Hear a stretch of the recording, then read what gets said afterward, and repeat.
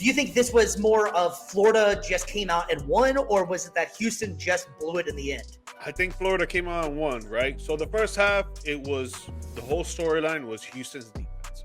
The way that they were covering Clayton Jr., he wasn't shooting any shots. He didn't even score a point in the first half. The way that they were making UF turn the ball over, before halftime, they probably had 12 turnovers, which is not regularly the case for UF, even though they had another game. They had another game that it was like that, but usually that's not their game. They protect the ball a lot. They know how to move the ball around. They make the right plays, and they make the right shot. They came out the second half, and I think the locker room halftime speech was, yo, y'all need to be tough. Y'all need to be tough. Y'all need to be tough. Because they came out in the second half playing so tough that they got 5 early fouls. They get down 12. People start thinking Houston's going to run away with it.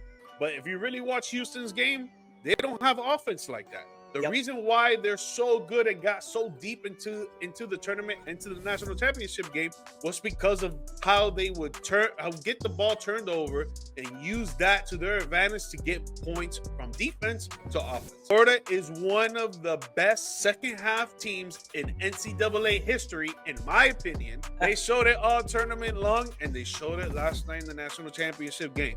Down 12 with 15 minutes left to go, they said, yo, it don't matter. The game's not over. To the fat lady sings. And the fat lady wasn't singing. She was there chilling in the sideline watching the game. Because them boys came back.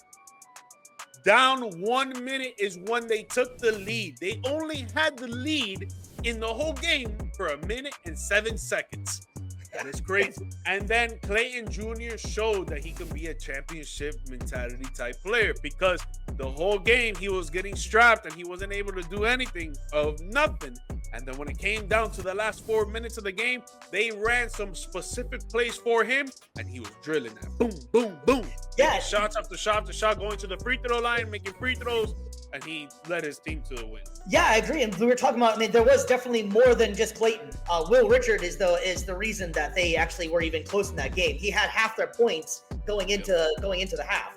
So I can't just say it's not all about Clayton for sure. Condon, my guy, had some really clutch plays. Clayton's game is that even though he wasn't making shots, he wasn't making bad decisions. He was still assisting. I think he ended up with like 9 or 10 assists or something, somewhere in that area. Yeah, that's what he's a great facilitator.